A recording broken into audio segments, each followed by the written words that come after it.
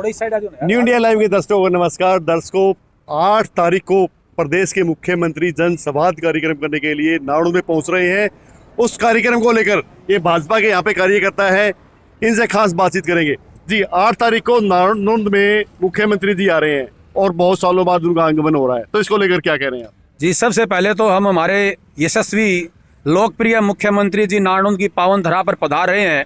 हम दिल की गहराइयों से आम जनमानस की तरफ से, बीजेपी कार्यकर्ताओं की तरफ से उनका बहुत बहुत स्वागत करते हैं, अभिनंदन करते हैं। पर इसके साथ साथ हमारी एक शिकायत भी है, बीजेपी कार्यकर्ता होने के नाते भी और एक स्थानीय नागरिक होने के नाते भी, कि पिछले 5 सालों से हमारे ये नाड़ू शहर और नाड़ू हल्का बड़ा पिछड़ा महसूस कर रहा है। रोड पे 2-2 फीट के ढूंगे और लंबे गहरे खड्डे हैं, जिनको स्थानीय विधायक और स्थानीय प्रशासन आज तक उनको भरने में नाकामयाब रहा। तो ये नाड़ू के लिए सौभाग्य की बात है कि मुख्यमंत्री के आने के आगमन के अवसर पर कम से कम हमारे नाड़ू का छोटा मोटा विकास जो कार्य शुरू हुआ है, उसमें प्रशासन की आंखें खुली होंगी कि आप मेरी, अगर आप कैमरा घुमा पाएँ तो मेरे सामने ही रोड पे 6-6 इंच के और 6-6 इंच के लंबे और चौड़े गड्ढे अभी अभी भरे गए हैं। एक बार कैमरामैन से भी मेरी दरख्वास्त है कि दिखाएं वो 6-6 इंच के गड्ढे जो भरे गए हैं। कम से कम इतना तो प्रशासन कर देता कि मुख्यमंत्री जी आपके जाने के 6 दिन बाद तक तो ये रोड सपाट बना रहता, अच्छा बना रहता। ये तो 8 तारीख के आप चले जाओगे जनसंवाद करके और 9 तारीख को ये रोड के गड्ढे वापस खुल जाएंगे। ये हमारे सरकार का अमली जामा, स्थानीय प्रशासन का प्रबंध है। जी, ये अमित जी, आप पार्षद प्रतिनिधि रहे हैं, आप नगर पालिका के अंदर आपने काफ़ी मीटिंग में आप हिस्सा लिया है। विकास आप कहीं ना कहीं करवा सकते थे, 5 साल में लाइट भी नहीं जला पाई आप पार्षद होते हुए भी। जी देखिए कि सरकार में आज अगर मनोहर लाल खट्टर जी ये कहें कि हमें माननीय भूपेंद्र हुड्डा जी काम करने नहीं दे रहे हैं, तो ये बात कितनी वाजिब होगी। मैं विधायक नहीं था, मैं पार्षद नहीं था, मेरी वाइफ पार्षद थी और मीटिंग में वही जाती थी। पहली बात, बीजेपी कार्यकर्ता होने के नाते और पार्षद होने के नाते हमने अपनी बातें रखी।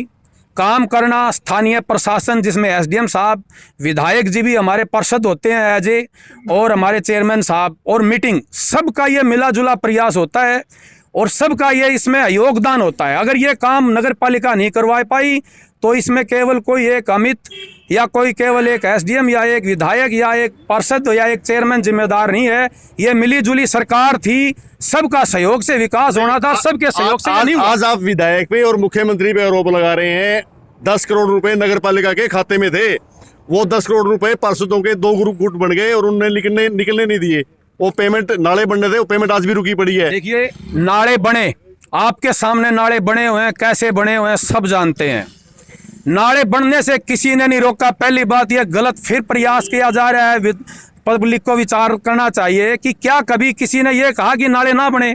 नाले बने, लेकिन हमने सिर्फ ये कहा कि ये नाले ऐसे बने जिनसे पानी की निकासी हो सके, रोड पर अवैध कब्जे ना हो। अगर ये मांग करना गलत थी तो शायद फिर हम गलत रहे होंगे। नहीं, रही बात विधायक की, विधायक ने तो पहले ही कह दिया था भाई मैं बीमार हूँ, मेरे तो 80% जो गुर्दे खराब हो चुके हैं और मैं पावरलेस एमएलए हूँ।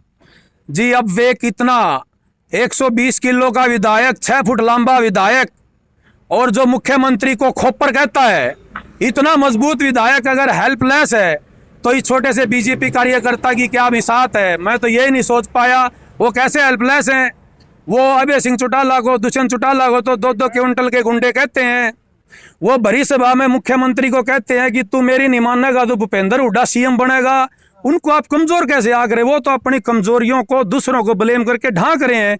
अगर वो चाहते तो नाड़ू का विकास हो जाता, वो चाहते तो ये नाले अच्छे बनते। उन्होंने तो झूठे मुकदमे दर्ज करवाने का अपने कार्यकर्ताओं के माध्यम से कार्य किया है नाड़ू में। वो किस मुंह से कह सकते हैं कि मैं हेल्पलेस हूँ?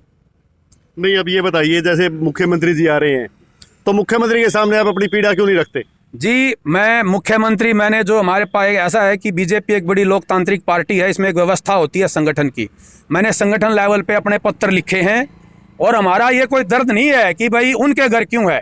हमारी मांग ये है कि जी आप अपना कार्यक्रम कहीं भी करें, वो आपका अपना कार्यक्रम है, लेकिन बीजेपी कार्यकर्ता जिन्होंने बूथ पे लड़ाई लड़ी, जिन्होंने आपके लिए गली मोहल्ले चौराहे पे लड़ाई लड़ी, बीजेपी को जिताने के लिए, सरकार बनाने के लिए अपना त्याग और बलिदान दिया, उस छोटे से कार्यकर्ता, किसी भी जाति के किसी भी कार्यकर्ता के घर आप अपना एक कप चाय, 2 बिस्किट या 2 रोटी खा लें तो ये पूरा भाजपा परिवार बड़ा खुश महसूस करेगा और आपका सदा जिंदगी भर के लिए आभार प्रकट करेगा। वरना ये हमें ये लगता है कि ये हमारे विश्वास के साथ खेल है। ये तो कोई साजिश नहीं है कि लेकिन वो हमारी बीजेपी पार्टी के नारनौंद के नेता हैं और हरियाणा के भी नेता हैं और लौह पुरुष हैं, वो कोई छोटी शख्सियत नहीं है।